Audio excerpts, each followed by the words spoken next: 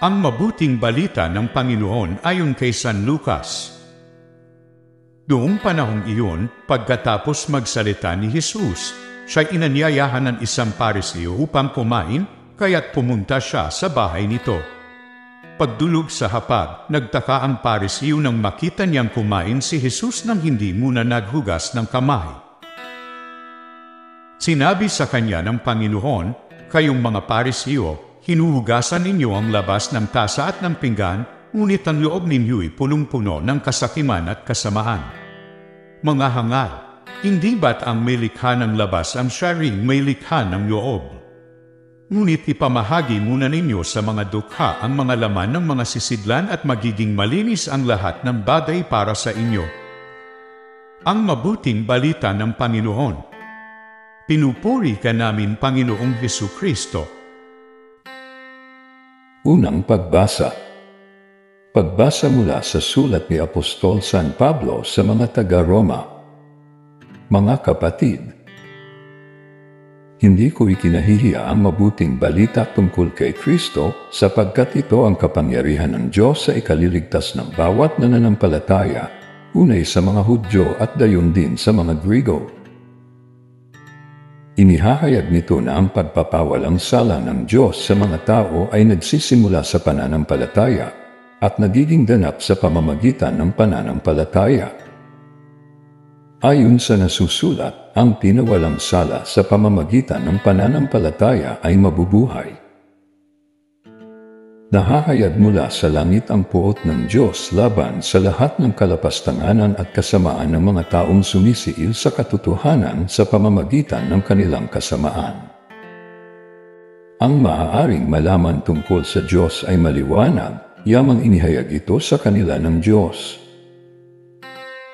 Mula pa nang likhain niya ang sanlibutan, ang kalikasan din nakikita, ang kanyang walang hanggang kapangyarihan at pagka-Diyos ay maliwanag na inihahayag ng mga bagay na ginawa niya. Kaya't wala na silang maidadahilan. Kahit nakilala na nila ang Diyos, siya'y di nila pinarangalan bilang Diyos ni pinasalamatan man. Sa halip, naghaka-haka sila ng mga bagay na walang kabuluhan at nadimlan ang kanilang mga hangal na pag-iisip. Sila'y nagmamarunong ngunit lumitaw na hangal ng talikdan nila ang kadakilaan ng Diyos na walang kamatayan at sambahin ang mga larawan ng taong may kamatayan. Ng mga ibon, ng mga hayop na may apat na paa, at ng mga nilalang na nagsisigapang. Kaya hinayaan na sila ng Diyos sa kanilang maruruming pita hanggang sa magumon sila sa paggawaan ng kahalayan sa isa't isa. Tinalikdan nila ang katotohanan tungkol sa Diyos at pinalitan ang kasinungalingan. Sinamba nila at pinaglingkuran ang nilalang sa halip na ang lumalang na siyang dapat papurihan magpakailanman. Amen. Ang salita ng Diyos. Salamat sa Diyos. Salmong tugunan.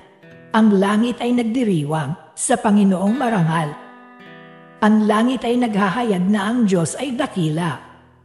Malinaw na nagsasaad kung ano ang kanyang gawa.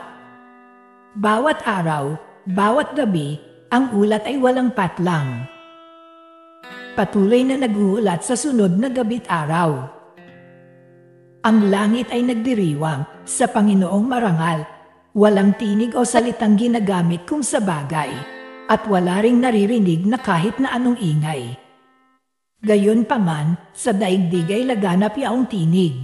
Ang balita ay umaabot sa duluhan ng daigdig. Ang langit ay nagdiriwang, sa Panginoong marangal. Aleluya! Aleluya! Buhay ang salita ng Diyos, ganap nitong natatalosta ng ating niloloob. Aleluya! Aleluya!